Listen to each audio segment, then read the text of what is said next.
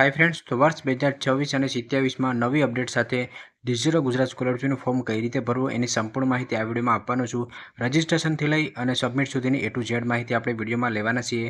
તો ચાલો આપણે વિડીયોને ચાલુ કરીએ। તો ડિજિટલ ગુજરાત સ્કોલરશીપનું ફોર્મ ભરવા માટે गूगल के क्रोम ब्राउजर में तब डिजिटल गुजरात स्कॉलरशिप सर्च करशो। तमारी समक्ष पहली ऑफिशियल वेबसाइट जोवा मळे एना पर तमारे क्लिक करवानुं रहेशे।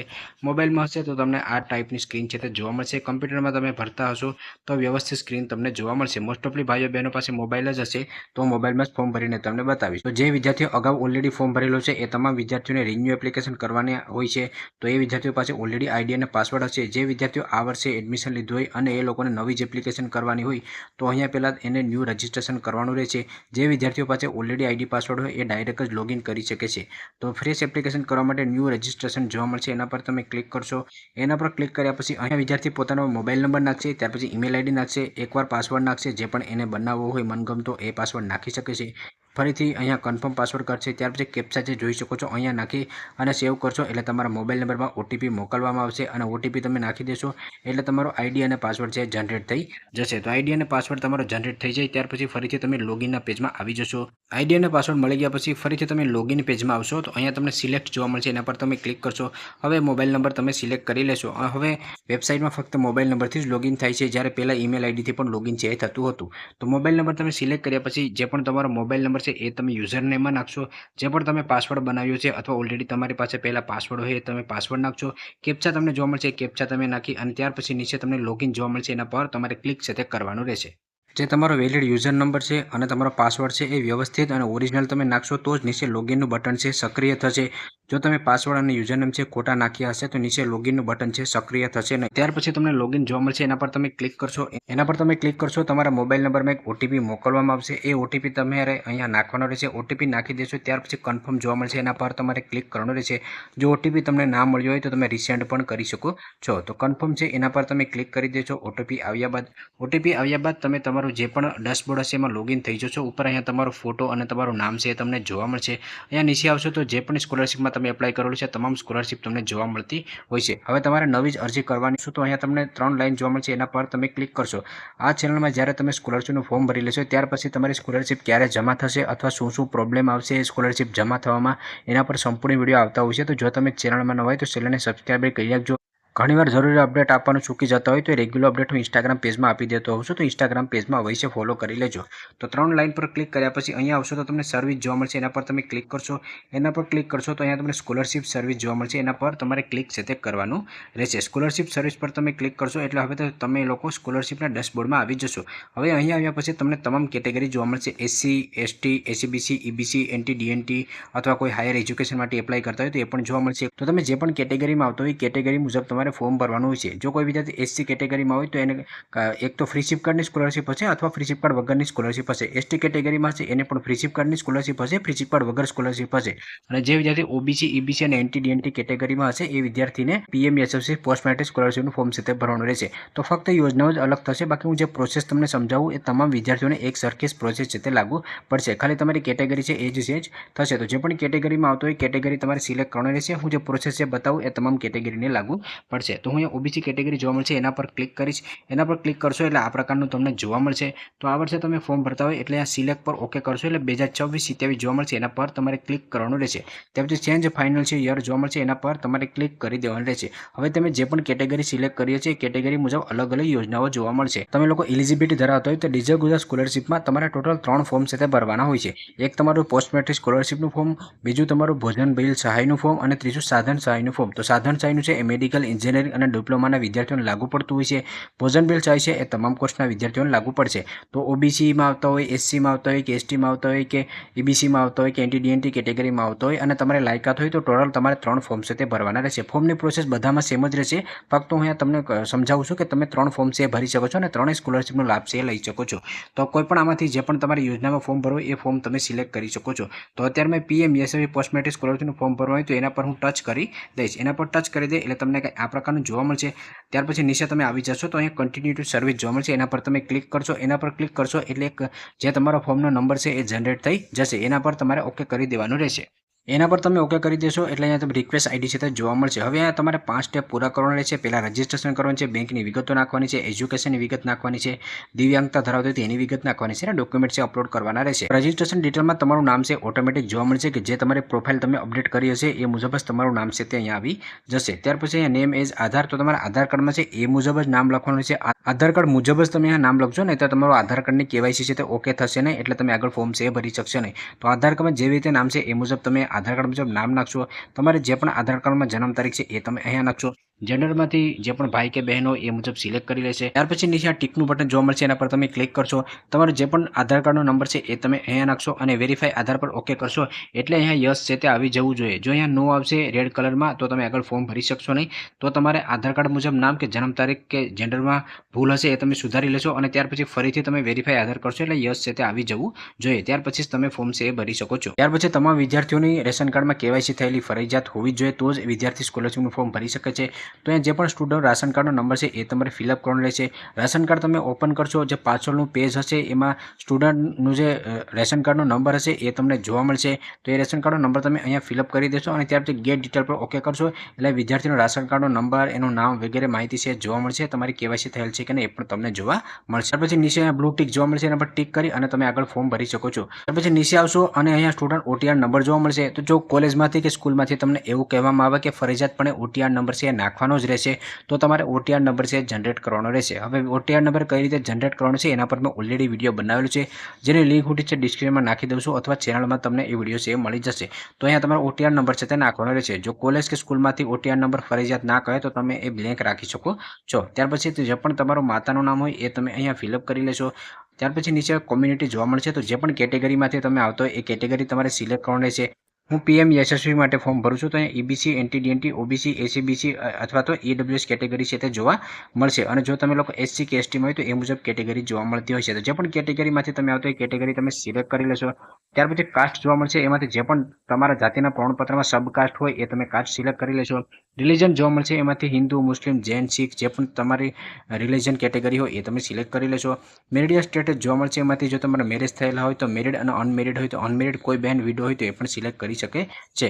ત્યાર પછી પેરેન્ટને ગાર્ડિયનનો ધંધો એટલે કે તમારા પિતા છે શું વ્યવસાય કરે છે, ખેતી કરે છે, મજૂર છે અથવા બીજું કોઈ જોબ કરતા હોય તો એ તમે પસંદ કરી લેશો। એન્યુઅલી ફેમિલી ઇન્કમ એટલે કે તમારી વાર્ષિક આવક, તો તમારી આવક કેટલી છે એ તમારા આવકના પ્રમાણપત્રમાં લખેલા છે એ તમારે અહીંયા ફિલઅપ કરવાની રહેશે। ત્યાર પછી ઇઝ ઓર્ફન એટલે કે જો કોઈ ભાઈ કે બહેન એવા હોય કે જેના માતા પિતા હયાત ન હોય, અનાથ હોય તો એને યસ કરવાનું રહેશે, બાકી નો રહેવા દેવાનું છે। ત્યાર પછી તમારો મોબાઈલ નંબર જોવા મળશે અને તમારી ઈમેલ આઈડી છે એ જોવા મળશે। ત્યાર પછી ડે સ્કોલર અને હોસ્ટેલર, જો કોઈ ભાઈ કે બહેન છે એ હોસ્ટેલમાં રહેતા હોય તો અહીંયા હોસ્ટેલ છે પસંદ કરવાની રહેશે। હોસ્ટેલ તમે પસંદ કરી લેશો તો અહીંયા ઓટોમેટિક બીજું મેનુ છે ખુલી જશે। હોસ્ટેલ ટાઈપ જોવા મળશે, એના પર ક્લિક કરી તમે સરકારી હોસ્ટેલમાં રહેતા હોય, સમરસ હોસ્ટેલમાં, સમાજ કલ્યાણ હોસ્ટેલમાં તો એ પસંદ કરવાનું રહેશે। ગ્રાન્ટેડ હોસ્ટેલમાં રહેતા હોય તો એ પસંદ કરવાનું રહેશે। કોલેજ સંલગ્ન કોઈ પ્રાઇવેટ હોસ્ટેલમાં રહેતા હોય તો એ પસંદ કરવાનું રહેશે। તમે જ્યારે લોકો ફૂડ બિલ સહાય, ભોજન સહાયનું ફોર્મ ભરશો ત્યારે ફરજિયાતપણે તમારે આ માહિતી છે ફિલઅપ કરવાની રહેશે, તો જ તમને ભોજન બિલ સહાય છે તે મળવાપાત્ર થતું હોય છે। તો જે પણ હોસ્ટેલમાં રહેતા હોય એ તમારે પસંદ કરવાની રહેશે। અને ત્યાર પછી તમે જે હોસ્ટેલમાં રહો છો એ શહેરી વિસ્તારમાં છે, ગ્રામ્ય વિસ્તારમાં, એ તમારે પસંદ કરવાની રહેશે। જે પણ ભાઈઓ બહેન હોસ્ટેલમાં ના રહેતા હોય એ ડે સ્કોલર પસંદ કરશે। ડે સ્કોલર પસંદ કરશે તો હોસ્ટેલ ટાઈપમાં એને કોઈ પણ માહિતી છે તે આવશે નહીં। ત્યાર પછી નીચે એડ્રેસની, સરનામાની માહિતી નાખવાની રહેશે। તો કરંટ એડ્રેસ સ્ટેટમાં તમને ગુજરાત જોવા મળશે, ડિસ્ટ્રિક્ટ જોવા મળશે, એમાં ગુજરાતના તમામ જિલ્લાઓ આવી જશે। એમાંથી તમારો જે પણ જિલ્લો હોય એ તમે પસંદ કરી લેશો। તમારા જિલ્લા મુજબ તાલુકા ઓપન થશે, એમાંથી જે પણ તમારો તાલુકો હોય એ તમે સિલેક્ટ કરી લેશો। ત્યાર પછી તમે રૂરલમાં છો કે અર્બનમાં, તમે જેમ કે શહેર વિસ્તારમાં રહેતા હોય તો અર્બન પસંદ કરશો અને ગ્રામ્ય ગામડામાં હોય તો રૂરલ પસંદ કરશો। ત્યાર પછી તાલુકા મુજબ તમામ ગામ ખુલી જશે, એમાંથી જે પણ તમારા ગામનું નામ હોય એ તમારે અહીંયાથી સિલેક્ટ કરી લેવાનું રહેશે। કરંટ એડ્રેસમાં તમારે પૂરેપૂરું જે એડ્રેસ છે તમારો આધાર કાર્ડ કે ચૂંટણી કાર્ડ મુજબ એ ફિલઅપ કરશો। પિનકોડ નંબર જોવા મળશે, એમાં પિનકોડ નંબર તમે ફિલઅપ કરી દેશો। અને તમે ઉપરનું અને નીચેનું એડ્રેસ સેમ સેમ હોય તો અહીંયા તમે ટિક કરશો એટલે તમારું બંને છે એ કોપી પેસ્ટ થઈ જશે। ત્યાર પછી નીચે તમને સેવ એન્ડ નેક્સ્ટ જોવા મળશે, એના પર તમારે ક્લિક કરવાનું રહેશે। એના પર તમે ક્લિક કરશો એટલે યોર ડિટેલ સેવડ સક્સેસફુલી છે તે આવી જશે। ત્યાર પછી બેંક ડિટેલના પેજમાં તમે આવી જશો તો અહીંયા તમને ટિક માર્ક જોવા મળશે, એના પર તમે ટિક કરી અને ત્યાર પછી તમારે નીચે IFSC કોડ છે નાખવાનો રહેશે। IFSC કોડ છે તમારી બેંકની પાસબુકમાં હશે એ તમે અહીંયા નાખી દેશો। આઈએફએસસી કોડ તમે નાખી અને શો બેંક ડિટેલ કરશો એટલે અહીંયા તમારું બેંકનું નામ અને બેંકની બ્રાન્ચ છે તે ઓટોમેટિક જ આવી જશે. હવે જે પણ તમારો બેંક ખાતાનો નંબર છે એ વ્યવસ્થિત બેંકની પાસબુકમાં જોઈ અને તમારે ફિલઅપ કરી નાખવાનો રહેશે. આ જે બેંક અકાઉન્ટ નંબર છે એ સમજી વિચારીને વ્યવસ્થિત જ તમારે નાખવો, કારણ કે જે તમારી સ્કોલરશિપ છે એ બેંક અકાઉન્ટમાં જ આવતી હોય છે. અને જે પણ તમે બેંકનું અહીંયા ખાતું નાખતા હોય એ તમારું આધાર કાર્ડ સાથે લિંક થયેલું હોવું જોઈએ, બાકી તમારી સ્કોલરશિપ છે એ જમા થશે નહીં. તો જે પણ બેંક સાથે તમારો આધાર કાર્ડ લિંક હોય એ બેંકનો અકાઉન્ટ નંબર તમે અહીંયા નાખી દેશો. ત્યાર પછી અહીંયા તમારે જે પણ તમારી પાસબુકમાં નામ છે સેમ એવી જ રીતે તમારે પાસબુકમાં જોઈ અને તમારું નામ અહીંયા ફિલઅપ કરી દેવું. ત્યાર પછી અહીંયા તમારે ટિક કરી દેવું અને સેવ એન્ડ નેક્સ્ટ જોવા મળશે એના પર તમારે ટિક સાથે કરી દેવાનું રહેશે. ત્યાર પછી યોર ડિટેલ અપડેટ સક્સેસફુલીનો SMS તમારી સમક્ષ આવી જશે. હવે તમે એકેડેમિક એટલે કે એજ્યુકેશન ડિટેલ માટેના પેજમાં આવી જશો. તો સિલેક્ટ એડમિશન ટાઈપ જોવા મળશે એના પર તમે ટચ કરશો તો જે પણ કોટામાં તમે એડમિશન લીધું એ તમારે પસંદ કરવાનું રહેશે. તમે રેગ્યુલર સીટ ગવર્મેન્ટ કોટામાં લીધું તો એ પસંદ કરશો, સેલ્ફ ફાઇનાન્સ કોલેજમાં લીધું તો એ પસંદ કરશો અને TFW સીટમાં લીધું તો એ તમારે તમારી પસંદગી અનુસાર તમે પસંદ કરી શકો છો. ત્યાર પછી યુનિવર્સિટી એનરોલમેન્ટ નંબર છે એ ફરજિયાત નથી, એને તમે ખાલી રાખી શકો છો. હવે અહીંયા નીચે આવશો તો તમારે પ્રેઝન્ટ કોર્સ અને ક્લાસની ટ્રેડ એ પસંદ કરવાનો રહેશે. તો પહેલો ઓપ્શન જોવા મળશે એના પર ટચ કરશો. તમે પેરામેડિકલમાં લીધું છે, મેડિકલમાં લીધું છે, ફિઝિકલ એજ્યુકેશન હોય, સાયન્સમાં લીધું છે, વેટરનરી ડેરી ટેકનોલોજીમાં લીધું હોય કે બીજા મેનેજમેન્ટના કોર્સમાં લીધું હોય, લોના કોર્સમાં લીધું હોય, આઈટીઆઈમાં હોય, જે પણ કોર્સમાં તમે એડમિશન લીધું હોય એ તમે અહીંયાથી પસંદ કરી શકો છો. તો જે પણ કોર્સ તમે પસંદ કરશો એ મુજબ એના સબ કોર્સ ઓપન થશે. જેમ કે મેં મેડિકલ લીધું છે તો એમાં મને MD જોવા મળશે, MBBS જોવા મળશે, જેટલા પણ મેડિકલના કોર્સીસ હશે, BDS હશે, હોમિયોપેથિક, BMS એ જોવા મળશે. તમે અહીંયાથી પેરામેડિકલ લેશો તો BSc નર્સિંગ, GNM વગેરે કોર્સ જોવા મળશે. એન્જિનિયરિંગ લેશો તો તમને BE BTech છે તે જોવા મળશે. તો અહીંયાથી કોર્સ અનટ્રેડ તમારી પસંદગી મુજબ પસંદ કરી લેશો. ત્યાર પછી સિલેક્ટ યોર પ્રેઝન્ટ, તો તમે પ્રથમ વર્ષે અરજી કરતા હોય તો તમારે અહીંયા ફર્સ્ટ યર છે તે પસંદ કરવાનું રહેશે. એ લોકો રિન્યૂ કરતા હોય અને સેકન્ડ, થર્ડ અને ફોર્થ યર છે તે આવતું હોય છે. એ તમારા કોર્સના સમયગાળા ઉપર ડિપેન્ડ થતું હોય છે. તો જે વર્ષો પહેલા વર્ષે અરજી કરતા હોય એને ફર્સ્ટ યર પસંદ કરવાનું રહેશે. ત્યાર પછી નીચે આવશો તો હવે તમારી કોલેજની ડિટેલ તમારે નાખવાની રહેશે. તો અહીંયા પ્રેઝન્ટ ઇન્સ્ટિટ્યૂટ ડિસ્ટ્રિક્ટ, તો જે કોલેજમાં તમે એડમિશન લીધું છે એ કોલેજ કયા જિલ્લામાં આવેલી છે. તો જે કોલેજમાં તમે એડમિશન લીધું હોય, જે જિલ્લામાં એડમિશન લીધું હોય એ જિલ્લો તમે પસંદ કરશો. એ જિલ્લા મુજબ તમામ કોલેજ ઓપન થઈ જશે. એમાંથી જે કોલેજમાં તમે એડમિશન લીધું છે એ કોલેજ તમારે પસંદ કરવાની રહેશે. આ તમામ કોલેજ છે તમારે જિલ્લા મુજબ જ ઓપન થશે. ત્યાર પછી select your present branch course, તો આ છે એ જે વિદ્યાર્થીઓને લાગુ પડતો હોય એને જોવા મળશે, બાકી અહીંયા તમારે કાંઈ નથી કરવાનું. ત્યાર પછી નીચે આવશો તો તમારો કોર્સ છે એ ક્યારે ચાલુ થયો અને તમારો કોર્સ ક્યારે પૂરો થશે એની તારીખ તમારે નાખવાની રહેશે. તો આ તારીખ છે 1 વર્ષની હોય છે. તો આ જે તારીખ છે કે જે તમારું સેમેસ્ટર ચાલુ થયું હોય અને તમારું જે વર્ષનું સેમેસ્ટર પૂરું થતું એની તારીખ નાખવાની હોય છે. તો આ તારીખ છે એ તમને કોલેજમાંથી મળી જશે. એટલે કે જ્યારે તમે સ્કોલરશિપનું ફોર્મ ભરશો અને કોલેજમાંથી તમને નોટિસ આપશે અથવા તો કોલેજમાં તમે પૂછશો કે આપણા સત્રની તારીખ શું છે, તો એ લોકો તમને એ તારીખ આપી દેશે. તો એ મુજબ તમારે તારીખ નાખવાની રહેશે. ત્યાર પછી તમે નીચે આવશો તો એજ્યુકેશન ડિટેલ નાખવાની રહેશે. તો એજ્યુકેશન ડિટેલ છે એ ધોરણ 10થી લઈ અને તમે જ્યાં સુધી અભ્યાસ કરજો તેની માહિતી નાખવાની રહેશે. જેમ કે તમે આ વર્ષે યુજીના પહેલા કોર્સમાં હોય એટલે કે MBBSમાં હોય, BSc નર્સિંગમાં હોય કે BBA BCAમાં લીધું હોય તો ધોરણ 10, 11 અને 12ની માહિતી નાખવાની રહેશે. જો કોઈ ભાઈ કે બહેન MBAમાં એડમિશન લેતા હોય તો એને ધોરણ 10, 11, 12 કોલેજના 3 વર્ષની માહિતી નાખવાની હોય છે. તો માહિતી નાખવા માટે અહીંયા તમને જોવા મળશે સિલેક્ટ યોર કોર્સ, એમાં તમે પહેલાં ધોરણ 10 પસંદ કરશો. ત્યાર પછી અહીંયા સિલેક્ટ યોર કોર્સ જોવા મળશે, એમાંથી જે પણ તમારો કોર્સ લાગુ પડતો એ પસંદ કરશો. સ્ટ્રીમ, બ્રાન્ચ નેમ જોવા મળશે, એમાં તમે જનરલ લખશો. સીટ નંબર જોવા મળશે, એમાં જે પણ તમારો ધોરણ 10નો સીટ નંબર છે એ ફિલઅપ કરશો. પાસિંગ યર જોવા મળશે, એમાં તમે જ્યારે ધોરણ 10મું પાસ કર્યું એ વર્ષ નાખશો અને તમારી ટકાવારી છે એ તમારે નાખવાની રહેશે. એવી રીતે ધોરણ 11 અને 12ની માહિતી નાખવાની રહેશે. તમે માહિતી નાખશો એટલે કંઈ આ પ્રકારની જોવા મળશે. ધોરણ 10, 11 અને 12 જનરલ, ત્યારબાદ ધોરણ 11, 12માં સાયન્સ હતું એટલે મેં સાયન્સ નાખેલું છે. તમારો જે સીટ નંબર એ તમે ફિલઅપ કરશો. મેં ડેમો તરીકે સીટ નંબર નાખેલા છે. તમારે સીટ નંબર તમારી માર્કશીટમાંથી જોઈને નાખવાનું રહેશે. પાસિંગ યર તમે જે વર્ષે પાસ કર્યું એ નાખશો. તમારે પર્સન્ટેજ નાખશો તો સંપૂર્ણ માહિતી જોવા મળશે. માહિતી તમારે એડિટ કરવી તો એડિટ પણ કરી શકો છો, ડિલીટ કરવી તો ડિલીટ પણ કરી શકો છો. ત્યાર પછી જો કોઈ પણ વિદ્યાર્થીને અભ્યાસમાં ગેપ હોય તો અહીંયા યસ કરવાનું છે. અભ્યાસમાં જો ગેપ હોય તો વિદ્યાર્થીને અહીંયા કેટલા વર્ષનો ગેપ છે એ દર્શાવવાનું રહેશે. જો તમારા અભ્યાસમાં ગેપ ના હોય તો તમારે નો કરી દેવાનું રહેશે. જેને ગેપ હશે એને સોગંદનામું પર રજૂ કરવાનું હોય છે. હવે નીચે અહીંયા તમારે એડમિશનની ફીની માહિતી નાખવાની છે. એડમિશનની ફી કેટલી હતી, ટ્યુશન ફી કેટલી હતી, અન્ય ફી કેટલી હતી અને એક્ઝામ ફી કેટલી હતી એ માહિતી નાખવાની હોય છે. તો આ જે માહિતી છે એ તમને કોલેજમાંથી મળી જશે, એનું તમારે ટેન્શન લેવાની જરૂરત નથી. જ્યારે સ્કોલરશિપના ફોર્મ ચાલુ થતા હોય યુનિવર્સિટી કે કોલેજની જે નોટિસ બોર્ડ હોય એમાં માહિતી નાખી દેતા હોય છે. તો કોલેજનું જે તમારું ગ્રુપ હોય છે એમાં પણ માહિતી નાખી દેતા હોય છે, જેમાં તમારું સત્ર ક્યારે ચાલુ થયું, સત્ર ક્યારે પૂરું થયું, તમારી ફીની ડિટેલ કઈ રીતે નાખવાની છે અને સંપૂર્ણ માહિતી કોલેજમાંથી આપી દેતા હોય છે. તો એ માહિતી તમે નાખી દેશો. ત્યાર પછી સેવ એન્ડ નેક્સ્ટ જોવા મળશે, એના પર તમારે ક્લિક છે તે કરી દેવાનું રહેશે. ડેટા અપડેટ સક્સેસફુલનો SMS તમારી સમક્ષ આવી જશે. હવે ડાયઝિબિલિટી ડિટેલના પેજમાં તમે આવી જશો. કોઈ પણ વિદ્યાર્થી ભાઈ કે બહેન દિવ્યાંગતા ધરાવતા હોય, PWD હોય તો યસ કરશે, બાકી એને નો કરવાનું રહેશે. ત્યાર પછી નીચે સેવ એન્ડ નેક્સ્ટ જોવા મળશે, એના પર તમારે ક્લિક છે તે કરી દેવાનું. દેવાનું રહેશે। એના પર ક્લિક કરશો એટલે હવે તમે ડોક્યુમેન્ટ અપલોડ માટેના પેજમાં આવી જશો। ડોક્યુમેન્ટ છે એ વધુમાં વધુ તમારું 1 MB હોવું જોઈએ। તમે PDF પણ અપલોડ કરી શકો છો અને JPG ડોક્યુમેન્ટ પણ અપલોડ કરી શકો છો। ડોક્યુમેન્ટ છે એ શક્ય હોય તો તમામ ડોક્યુમેન્ટ તમારે ઓરિજિનલ અપલોડ કરવા। ઘણી કોલેજોમાં 1-2 ઝેરોક્સ હોય તો એ ચલાવી લેતા હોય છે, બાકી ઓરિજિનલ ડોક્યુમેન્ટ જ તમારે અપલોડ છે તે કરવા। તો અહીંયા તમારે જે પણ ડોક્યુમેન્ટ અપલોડ કરવાના છે એ તમને જોવા મળશે। જે સ્ટાર માર્ક જોવા મળશે એ ફરજિયાતપણે તમારે અપલોડ છે તે કરવાના રહેશે। તો એક જાતિનું પ્રમાણપત્ર અપલોડ કરવાનું છે, બેંકની પાસબુક અપલોડ કરવાની છે, જે વર્ષે તમે એડમિશન લીધું કોર્સની જે ફી છે એની રિસિપ્ટ કોલેજમાંથી મળશે એ અપલોડ કરવાની રહેશે। છેલ્લી જે તમારી માર્કશીટ હતી, જેમ કે ધોરણ 12મું પાસ કર્યું હોય તો એ અપલોડ કરવાનું છે। આવકનું પ્રમાણપત્ર અપલોડ કરવાનું છે। સ્કૂલ લિવિંગ સર્ટિફિકેટ એટલે કે LC અપલોડ કરવાનું છે। ત્યાર પછી દિવ્યાંગતા ધરાવતા હોય તો એ ડોક્યુમેન્ટ અપલોડ કરવાનું છે। કોલેજનું આઈડેન્ટિટી કાર્ડ તમારી પાસે હોય તો એ અપલોડ કરવાના છે। ગેપ સર્ટિફિકેટ, જે વિદ્યાર્થીને ગેપ હોય અભ્યાસમાં, એ અપલોડ કરવાના છે। હોસ્ટેલ સર્ટિફિકેટ, જે હોસ્ટેલમાં રહેતા હોય એને હોસ્ટેલ સર્ટિફિકેટ અપલોડ કરવાના છે। તમારી કેટેગરી અને કોર્સ મુજબ જો અલગ કોઈ ડોક્યુમેન્ટ અહીંયા જોવા મળે તો એ પણ તમારે અપલોડ કરવાનું રહેશે।